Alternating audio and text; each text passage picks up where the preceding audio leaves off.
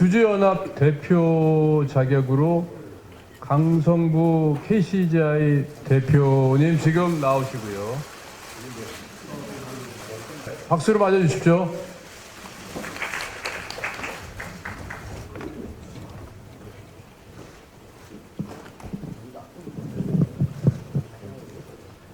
네, 반갑습니다. KCGI 강성구 대표입니다. 여러 무대에서 제가 프레젠테이션 많이 했었는데, 포럼도 많이 하고요. 오늘처럼 후레쉬가 많이 터지는 경험은 처음이라서 굉장히 떨립니다. 추운 날씨에도 불구하고 이렇게 찾아주셔서 너무 감사하고 관심을 가져주셔서 감사합니다. 굉장히 사회적으로 관심이 되고 중요한 이슈에 지금 저희 한가운데에 서 있다라고 생각합니다.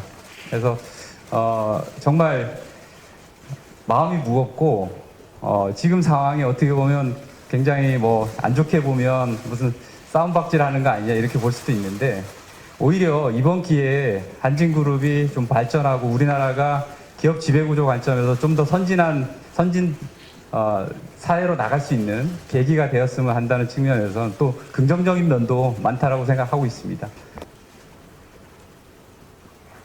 지금까지 기자님들한테 제가 고개 숙여 사과드리고 싶은 내용이 있는데, 바로 이제 좀 비싸게 굴어서 너무 죄송하다 이 생각이 듭니다.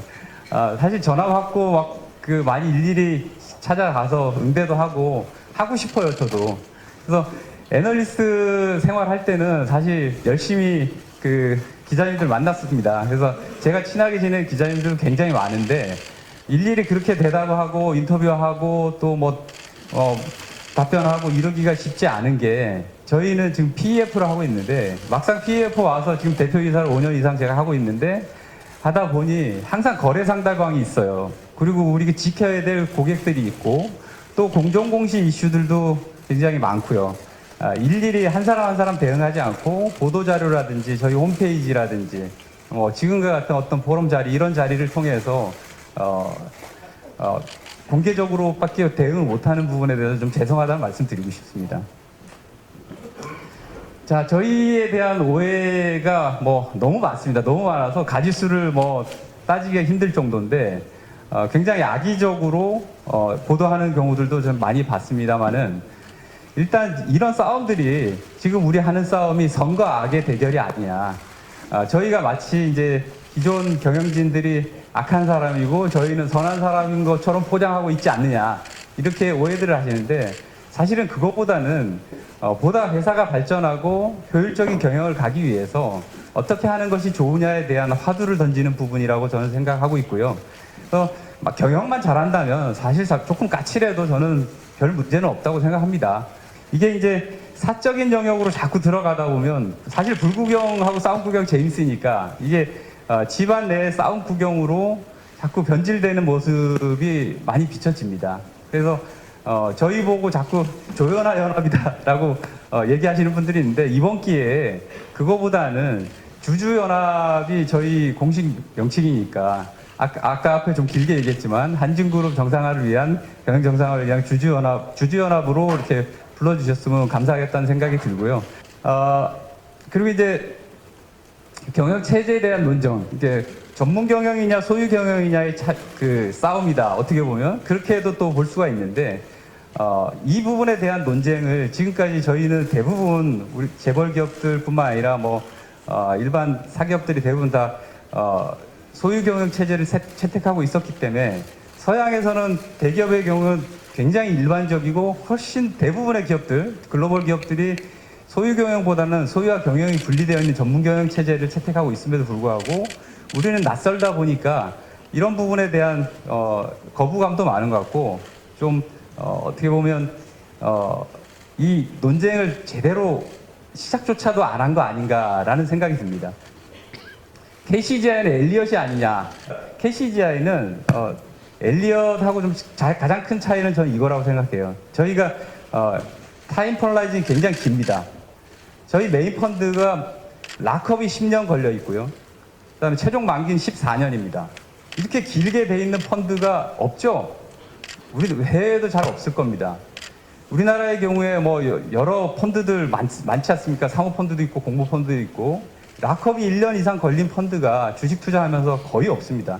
1년 이상 펀드들이. 그래서 이렇게 그 타임 홀라이즌을 길게 가져간다라는 얘기는 단기적인 투자보다는 장기적으로 기업의 체질을 개선하고 펀더멘탈을 개선해서 그에 따라서 기업 가치가 올라간 부분에 대해서 저희가 정당한 이익을 얻겠다라는 어떤 저희 투자 철학이 담긴 부분이고 그것들을 동의해 주셨기 때문에 어렵게라도 저렇게 된 거고요. 또 그런 투자를 감행을 해 주시는 거는 저는 우리나라에 정말 이런 펀드가 하나 있었으면 좋겠다라고 평소에 많은 분들이 생각을 해 주셨고 정말 말 그대로 단기적으로 시세 차익만 먹고 나가는 것보다는 펀더멘털을 개선하는 데다가 좀 더 영향력을 미쳐서 계산을 해보고자 하는 그런 요구사항들이 반영되어 있지 않겠냐 싶고요. 저희가 지금까지 한 번도 뭐 엘리엇이나 아이카냐 여러분들 알고 계시는 행동주의 펀드들처럼 과도한 배당이나 자사주 매입이나 이런 것들을 요구한 적이 없어요. 그래서 그런 부분들에서는 분명히 차별화된다고 저는 생각합니다. 오히려 기업의 재무구조가 안 좋으니까 재무구조 개선합시다 라든지 지배구조가 안 좋으니까 보다 투명하고 민주화된 어떤 민주적인 의사결정 구조를 만들자 이런 얘기들을 주로 했었던 것을 기억하실 겁니다 아마. 저희 투자자들이 또 대부분 다 한국 사람들이고요. 전부 다 한국 사람들입니다 사실은. 이민 가신 분 한 분 제외하고는. 그리고 또 대규모 구조조정하는 거 아니냐 이렇게 얘기를 하는 분들이 있는데 인위적인 구조조정은 저는 지금까지 한 번도 제가 PF 하면서 바이아웃도 했었는데 한 번도 해본 적이 없습니다. 제 개인적인 소신을 얘기하자면 기업을 한다는 것 또는 사업을 한다는 것은 일자리를 만드는 것이지 일자리를 없애는 일이 아닙니다. 이너와이어리스 300명 직원 중에 단 한 명도 제가 누구 잘라야 된다 이렇게 얘기한 적이 없습니다. 그래서 이런 부분을 좀 기억해 주셨으면 좋겠다라는 얘기를 드리고 싶고요. 자, 저희 펀드가 출발하게 된 가장 큰 결정적인 원인은 코리아 디스카운트에 있습니다. 지배구조가 개선이 되면 또 업사이드 포텐셜이 가장 많은데도 한국이 아닐까라고 저는 생각했습니다. 그래서 오히려 저는 이 부분에 대해서 집중을 할 수밖에 없었고 이걸 가지고 펀드를 만들어도 꽤 괜찮을 것 같다. 그리고 그걸 계속 요구를 하면서 지배구조가 개선되고 기업이 좋은 방향으로 갈 수 있으면 좋겠다라는 생각을 했습니다.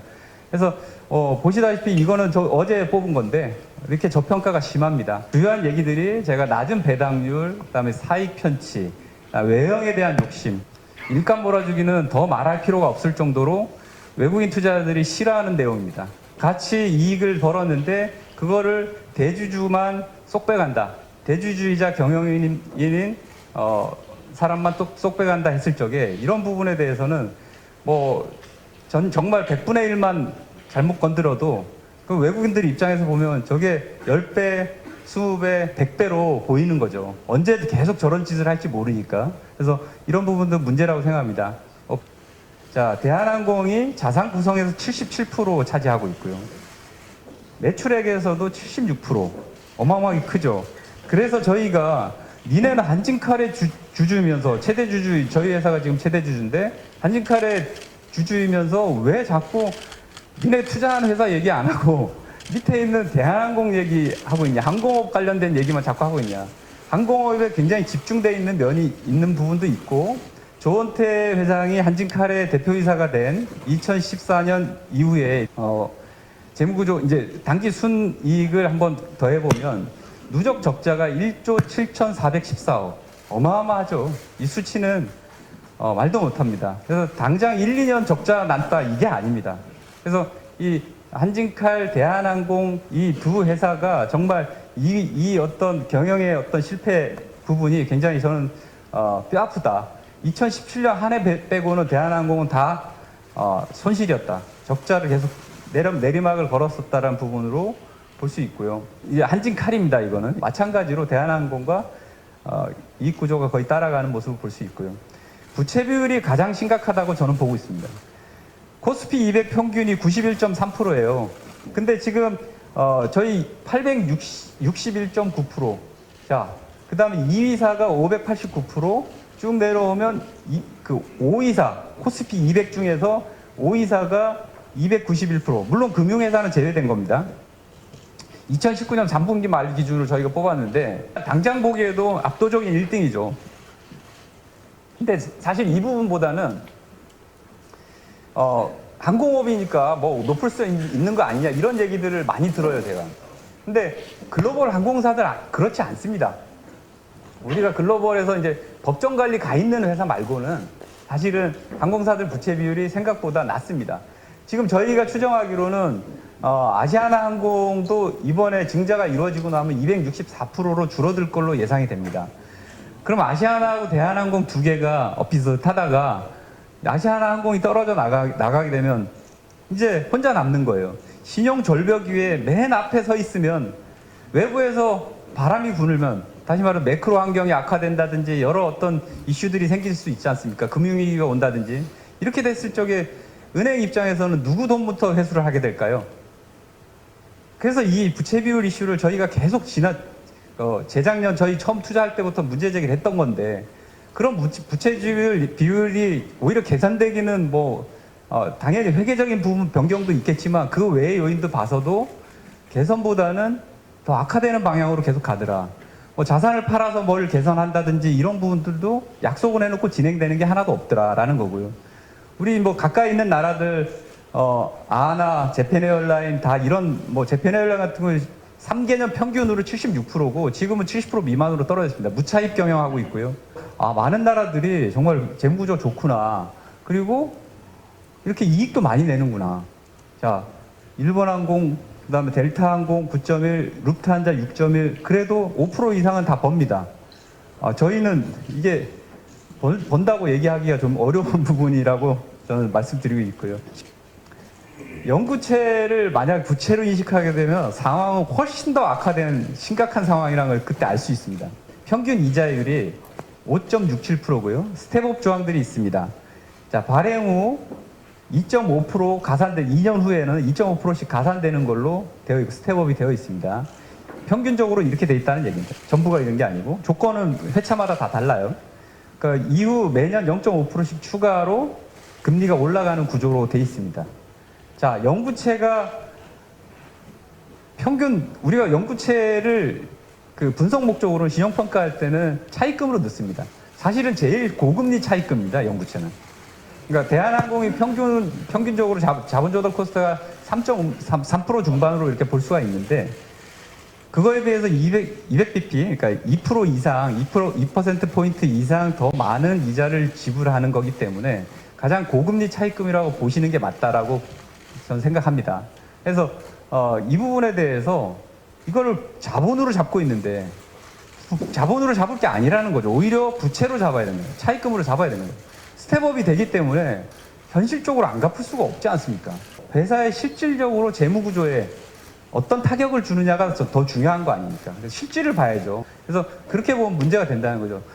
3,334억 원짜리가 있어요. 그게 올해 3.5년 후니까 올해 연말에 이게 이자율이 6.88%입니다.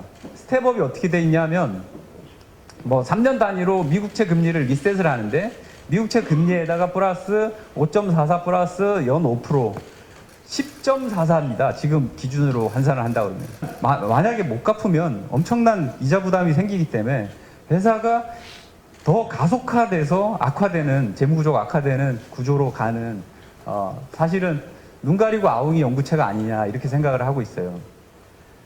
자, 그래서 만약에 부채로 이걸 인식을 하게 되면 부채 비율은 1618%로 뜁니다. 이거는 옛날 외환위기 직전에 어느 대우그룹이나 그런 그룹들보다도 더 높은 부채 비율입니다. 그래서 문제가 있다라고 저는 생각을 하고 있습니다. 자, 신용등급도 이렇게 강등이 되면서 이자 비용만 1년에 5,464억 원 나간다라는 부분이고, 사실 리스크가 항공업은 사실 굉장히 많습니다. 누가 경영해도 사실 경영이 쉬운 건 아니라는 건 저는 알고 있습니다. 그렇지만 글로벌 항공사는 벌고 있다는 게 지금 우리가 주목해야 될 부분이라는 거고요. 유가, 환율, 경기, 전통적인 위험이죠. 근데 새로운 위험이 또 있죠. 매크로에서. 미중 무역 갈등 생겼고, 한일 갈등 생겼고, 이란도 전쟁한다고, 미국하고 전쟁한다 이런 얘기설이 나오고, 코로나19까지 생기고 했죠. 그래서 이런 부분들이 항상 리스크가 한두 해에 걸쳐서 나오는 게 아닙니다. 사스도 있었고, 그죠? 메르스도 있었고, 그런 부분들은 항상 터집니다. 그래서 그렇기 때문에 리스크 관리가 훨씬 더 중요하다는 부분을 제가 말씀드리고 싶고요. 거기다가 산업 구조적으로 요즘 보시면 안 그래도 과당 경쟁이었는데 아시아나항공 재무구조 개선하고 한다고 하면서 아시아나가 좀 좋아진 부분, 그 다음에 LCC 세계 신규 노선 허가한 부분, 그 다음에 오픈스카이 한다고 그러면서 지금 대한민국의 하늘을 또 많은 외국계 항공사들이 침범해서 오고 있는 부분도 우리가 리스크 요인, 잠재적 위험 요인이다. 네, 한진그룹에서 또 기회라고 볼 수 있는 부분도 있습니다. 사실 매크로 요인에서는 저금리이기 때문에 저희가 재무 구조만 잘 개선하면 아까 영업 외에 외적인 요인들에서 이자 비용은 어느 때보다 또 세이브할 수 있습니다. 그래서 신용 등급만 잘 올려놓으면 이자 비용을 좀 줄일 수 있다는 부분, 그 다음에 리스할 때도 조건을 좀 유리하게 가져갈 수 있겠죠. 그 유가는 전체적으로 보면 그렇게 뭐 지금 유가가 높다라고 얘기하기 좀 힘든 부분이기 때문에 시기상으로 보면 돈을 그렇게 못 벌 상황도 아니다라는 얘기고요. 산업 구조적인 측면에서 미래형 항공사로 좀 거듭나야 된다라고 저는 생각하고 있습니다. 미래형 항공사라고 제가 하나의 그냥 사례로 얘기를 해놨는데 사실 이제 디지털 컨버전스라는 게 굉장히 중요합니다. 이게 출발이 돼서 항공사를 플랫폼 비즈니스를 강화해야 돼요. 과거에 이나모리 회장님이 재팬에어라인에 이제 2010년에 직원들한테 했던 얘기가 그겁니다. 비행기 안에 12시간씩 손님들을 가둬놓고 손님들한테 아무것도 못 팔았다.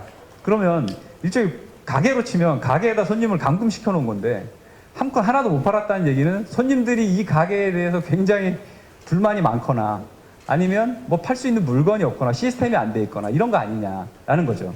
그래서 이런 부분에서는 저희가 좀 앞서갈 필요가 있다. IT 강국 아닙니까? 이런 부분에서는 저는 김신배 저희 이사 후보님께서 앞으로 들어가시면 SK텔레콤에서 워낙에 오랜 세월 SK텔레콤을 굉장히 원래도 좋았지만 더 반열위에 올려놓으셔서 정말 부회장까지 하셨던 분이기 때문에 충분히 이런 부분에서 IoT라는 측면에 맞춰서 할 수 있지 않을까 생각합니다. 비행기 티켓을 끊는 것부터 시작하는 거예요. 그래서 그걸로부터 다양한 확장들을 할 수 있다고 저는 생각합니다. 그래서 쇼핑으로 갈 수도 있고 면세점 쇼핑부터 또 투어리즘으로 접근을 해서 여행 가서 할 수 있는 다양한 액티비티들부터 호텔 예약부터 음식점 예약부터 자 항공우주 사업도 제가 꼭 언급을 드리고 싶은데 지난번에 저희가 항공우주 사업부를 키워야 된다라고 얘기했는데 마치 구조조정해야 된다는 것처럼 잘못 악의적으로 보도를 하고 있는데 절대 이걸 구조조정해서 사람 잘라야 된다 이런 얘기가 아니었어요. 오히려 저 분야가 굉장히 앞으로 전도 유망하니까 키우자라는 얘기입니다. 비행기 MRO 부분도 한번 잘 생각을 해보시면 엄청나게 경쟁력이 있습니다. 대한항공이. 직원들 4,000명 넘는 직원들이 평균 근속연수가 17.5년이고요. 지금 아시아나라든지 LCC 업체들이 해외 나가서 1년에 작년 뉴스에 보면 9,300억씩 1년에 LA 가서 비행기 고치고 온다 이런 얘기를 합니다. 그래서 대한항공이 고쳐주지 않아서 그렇다 이런 넋두리도 한다는데 그분들 입장일지 모르겠으나 그런 부분도 우리가 좀 흡수하면 해외로 국부 유출하는 것보다는 낫지 않습니까? 그래서 좀 더 키워보자라는 얘기를 저희 드린 겁니다 그때. 플랫폼으로 거듭나야 되는데 그냥 거듭날 수가 없습니다. 돈이 없기 때문에 저것도 투자하자고 할 수 없잖아요. 그래서 제 생각에는 우리가 잘하는 거에 대해서 선택과 집중을 하고 상생을 해야 됩니다. 다른 업체들, 수많은 저희 관련되어 있는 업체들과 상생을 해서 상생 모델로 플랫폼 비즈니스를 하는 것이 맞다. 이런 부분은 좀 반영해서 보는 게 맞다. 이걸 아전인수해서 회사가 좋아졌다. 너무 오히려 선방한 거 아니야. 이런 식으로 결과만 가지고 맨 끝단만 가지고 얘기할 건 아니다라는 생각이고요. 만들어진 실적이 아니냐라는 생각이 들고요. 저희가 현 경영진을 믿을 수 없는 이유. 가만히 이거 저는 정말 중요하다고 생각해요. 사업을 한다는 거는 돈을 버는 것이 아니라 신용을 버는 것이라고 정주영 회장님이 매번 강조를 하셨었는데 신용을 벌어야 되는데 저한테 신용을 잃었습니다. 지금 현 경영진은. 갑자기 단기 차입금을 1,650억이나 조달을 해서 그죠? 단기 차입금 조달해서 불필요한 자금이라고 저희는 생각하는데 바로 갚았으니까 그 이후에 이듬해 바로 갚았으니까요. 그래서 자산 규모를 2조 원으로 늘린 다음에 2조 원 이상 되는 회사들은 상법상 감사제도가 감사위원회로 가야 되니까 감사위원회로 바꾼 다음에 감사위원회 자격 요건을 사회이사로만 딱 제한을 하는 거예요. 사회이사도 이사잖아요. 이사는 투표를 어떻게 하죠? 과반 투표를 하잖아요. 다수결 투표를 하잖아요. 감사제도는 어떻게 투표를 하죠? 3% 룰이 있어요. 3% 넘는 사람은 그냥 3%로 보는 겁니다. 공약을 제시를 공약. 제가 빌공짜를 썼는데 지금 1년 동안 뭘 한 게 하나도 없어요. 아버지 병석에 누운 이후에 실질적으로 지금 현 경영진들 계속 경영하고 있었다라고 저는 보고 있는데 저 뭐 송영동 부지 팔겠다, 뭐 호텔 사업 재건축하겠다, 뭐 하겠다 얘기했었는데 그래놓고 뭐 진전된 게 하나도 없다. 성사된 것 물론이고 진전된 게 하나도 없다라는 부분에 대해서는 굉장히 저희를 심각하게 실망시키는 부분이고 부채 비율도 그때 뭐 500%대였는데 300%대로 줄이겠다 이렇게 얘기했어요. 근데 오히려 부채 비율이 훨씬 늘어났죠. 회계적인 변경 효과도 있지만 그 변경 효과를 빼도 손실이 났으니까 늘어났겠죠, 당연히. 그래서 이런 부분에서는 문제가 좀 있다라고 생각을 하고 있습니다. 자, 델타가 들어오고 나서 이제 더 어떻게 보면 저희 입장에서 보면 더 기고만장해졌다, 저분들이. 그런 생각이 들었어요. 델타가 들어온 이후에 이제 뭐 아이아타라든지 연말에 뉴욕에서 무슨 기자회견 할 때도 조원태 회장께서 KCGI 만날 의향이 없냐라는 기자들의 질문에 KCGI는 우리의 이제 최대 주주이긴 하지만 만여 명의 주주 중에 하나일 뿐이다. 그래서 내가 그분들을 만나려면 10,000번 이상 미팅을 해야 되는데 어떻게 만나냐 이런 식의 이제 얘기를 했는데 저 같으면 찾아가서라도 먼저 대화하자고 하고 먼저 우리 회사가 어떻게 하면 발전할 수 있을까요? 대해서 물어보려고 하고 그랬을 겁니다. 그래서 이런 부분에서 굉장히 소통이 부재했다라는 부분에서 그것도 소통 능력도 경영 능력 일부이기 때문에 이런 부분에서도 문제 제기를 좀 드리고 싶고 결국은 이제 계속 변화하려고 하지 않고 있다가 마지막에 가서 무슨 약간 낌새가 이상하니까 저희가 요구했던 사항들을 대부분 컨닝하듯이 이렇게 베껴서 내놓고 마치 자기들의 공인양 아전 인수를 하면서 이렇게 포장해서 보도하는 내용을 보면서 약간 좀 실망을 했습니다. 그래서 이분들을 저는 믿을 수가 없다라고 생각합니다.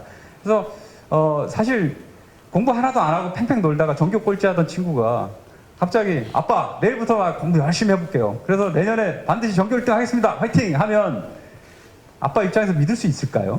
못 믿죠. 그게 당연한 거라고 저는 생각합니다.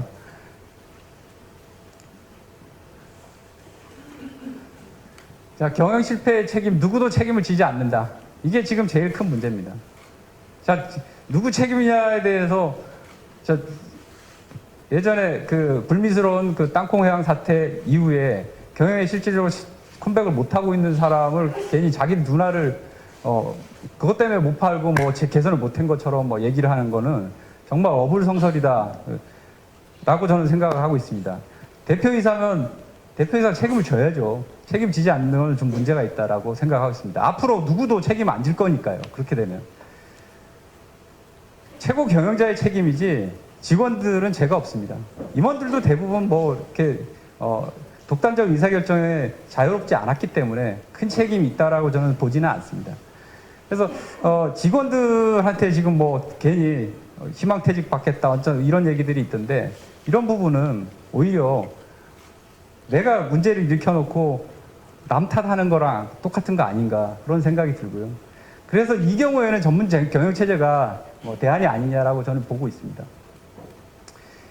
주주연합 결성에서 핵심 아까 제가 사심을 버리는 거라고 했는데 그렇습니다. 뭐 사적인 재산상의 이득을 취한다. 아까 일감 몰아주기도 있고 뭐 편취라고 하죠. TP라고 우리 전문용어로 얘기합니다. 터널링, 프로핑 앤 익스프로프리에이션. 이 세 가지의 어떤 전형적인 어떤 사적인 편취 행위들 그런 행위들에 욕심이 있었다면 임원으로 참여해서 연봉을 막 100억씩 받아가겠다 그런 욕심이 있었다면 이 합의는 이루어질 수 없었다라고 저는 생각하고 있습니다. 왜냐하면 그렇게 하면 저는 절대 사인할 사람이 아니거든요. 그래서 우리는 주주들은 모두 경영에 참여하면 안 된다. 경영에 우리가 직접 나서면 절대 안 된다.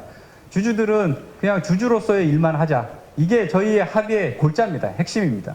그래서 대주주의 사익 편취 가능성을 원천 봉쇄했다라는 게 저희의 제일 큰 차별화 포인트라고 저희는 생각하고 있고요.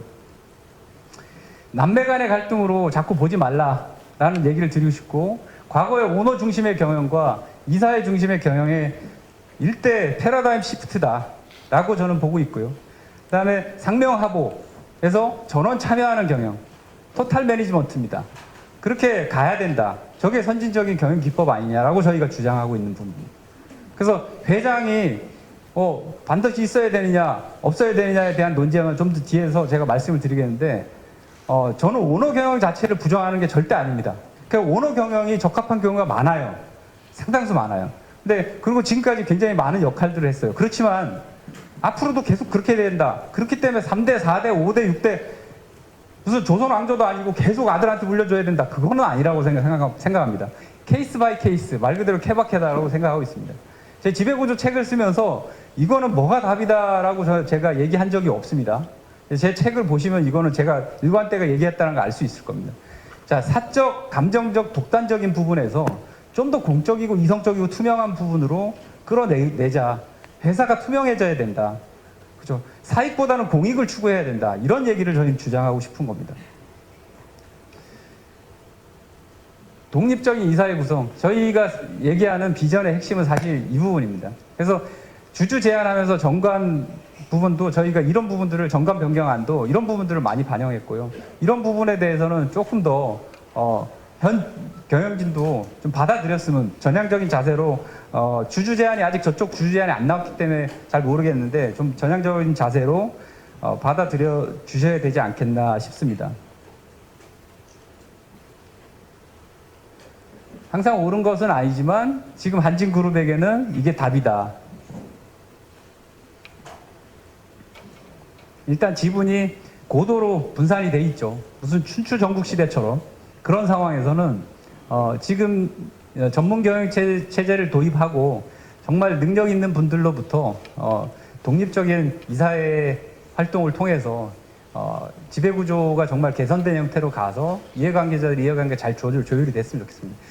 좋은 지배구조라는 게 뭐냐 하면 지배구조가 사실 핵심이 소유하고 지배라고 얘기하잖아요. 근데 그 본질은 의사결정 구조입니다. 그래서 좋은 의사결정을 할 수 있는 구조가 좋은 지배구조라고 저는 생각합니다. 좋은 의사결정 구조가 뭐냐? 이해관계자들, 주주, 채권자, 그 다음에 직원들, 그 다음에 사회에 대해 수많은 이해관계자들이 있을 거 아닙니까? 그런 이해관계자들의 이해를 잘 조율할 수 있고, 그래서 기업 가치를 높일 수 있는 방향으로 의사결정하는 거. 전문 경영인들한테 독립적으로 의사결정할 수 있도록 누구 한 사람의 이익을 대변하는 것이 아니라 그렇게 할 수 있는 구조로 만드는 것이 핵심이라고 생각합니다. 저희가 이번에 추천하는 구성하는 경영진 후보들은 저희가 생각하기에 굉장히 유능한 분들로 합의를 통해서 3자 합의를 통해서 했습니다. 그래서 누가 추천을 하고 어쩌고 한 그런 얘기는 별로 의미가 없습니다. 그분들 저라든지 아니면 회장님이라는 이런 분들은 그 태스크포스에 참여하지도 않았어요. 정말 드림팀이고 사실 위기가 왔을 때 우리 2002년 히딩크처럼 뭔가 회사에 큰 변화를 만들 수 있는 분들이 필요하지 않을까 생각해서 그런 변화를 하실 수 있는 분들로 그리고 뭔가 기존에 있던 경영진들을 사실 존중해야 되겠죠. 그래서 그분들하고 잘 화합해서 얘기 잘 하실 수 있는 분들로 저희가 드림팀을 구성했다 이렇게 말씀드리고 싶고요. 주주는 사실 이사회 구성하는 거, 그 다음에 감시하고 견제해서 균형을 이루도록 하는 거 이것이 주주들이 해야 될 가장 큰 역할이라고 생각합니다. 그 이외에 경영 곳곳에 대해서 감나라 배나라 하는 건 주주들이 할 일이 아니에요. 어떤 비전을 공유하는 거는 필요할 수 있어요. 회사의 비전이 장기적으로 어떻게 가야 된다 이 정도의 비전을 공유할 수 있겠지만 그죠? 무슨 재산상의 피해를 입힌다 말 그대로 그런 일이 아니라면 전문 경영인들이 자유롭게 의사결정할 수 있는 구조로 가는 것이 맞다. 지금 이제 포용적으로 경영을 해야 됩니다. 그래서 자꾸 싸우고 이런 모습보다는 좀 더 화해하고 대화하고 그런 모습들이 필요하다고 생각해요. 이럴 때일수록 저희가 품격을 잃지 말아야 된다고 저는 생각해요. 그래서 이번 어떤 주총의 표대결이나 이런 부분들이 한편으로는 이게 굉장히 안 좋게 비춰질 수 있지만 또 한편으로 보면 우리가 대통령 선거, 국회의원 선거 하듯이 그런 선거 과정에서 또 공약을 얘기하고 그런 좀 좋은 진보된 공약들이 또 채택되기도 하고요. 또 서로 주주들한테 표심을 얻기 위해서 더 열심히 할 거 아닙니까? 이 과정이 회사가 앞으로 나가는 길이고 나라가 발전하는 길이다. 저는 그렇게 생각하고 있습니다. 자, 저희가 제시하는 비전은 이겁니다. 미래형 항공사, 비즈니스 측면에서는 미래형 항공사로 거듭나야 된다. 플랫폼 비즈니스로 생각을 정의를 하고 항공업을 새롭게 태어나야 된다는 거고요. 주주는 강력하게 존재하되 드러내면 안 된다. 이 얘기가 스웨덴 발렌베리 가문의 자기들의 그 철학입니다. 경영 소유를 하는데 대주주가 굳이 스웨덴 시가총액 40%를 차지하는 데 아닙니까? 굉장히 큰데 오랫동안 욕 안 먹고 정말 사회적으로 그 인정받으면서 존경받으면서 가는 비결이 바로 이제 저런 부분입니다. 주주가 굳이 나서서 감나라 배나라 하지 않는다는 거죠. 자, 기업의 생존과 지속적인 성장이 제일 중요하다. 지금 상황에서는. 지속 가능성을 늘리는 것이 지금 단지 내에서 제일 필요한 부분입니다. 그래서 당장 재무구조 개선하는 게 필요하다라는 거고요. 그걸 사람 잘라서 할 생각 하지 말자라는 얘기를 좀 주장하고 싶고, 기업 가치 제고, 그래서 주주 가치 제고해야 주주들의 이해도 좋아지죠. 기업 가치를 제고한다. 사실은 돈을 벌어야 되는 거죠. 기업은 돈을 벌어야지 세금도 내죠. 직원들한테 월급도 줄 거 아닙니까? 그래야지 또 돈이 있어야지 이익이 나야지 비행기 수리도 잘하고 꼼꼼하게 해서 안전도 담보되는 겁니다. 그래서 뭐 우리는 안전이 제일 중요하기 때문에 돈은 안 벌어도 돼요. 적자 1조 7천억 가도 상관없어요. 이렇게 얘기하는 건 정말 무책임한 생각이라고 저는 생각합니다. 그리고 구성원들, 가족들이 행복 증진하자는 게 사실 최종 목표 아니겠습니까? 그리고 올바르고 건강한 기업 문화를 확립하는 것이 필요하다. 지금 한진에 이런 부분들이 요구된다고 저는 생각하고 있고, 사회와 경제에 기여하자. 그래서 ESG라는 부분도 우리가 꼭 생각해야 될 거라고 생각합니다. 자, 마지막에 지금까지 들어주셔서 감사하고요.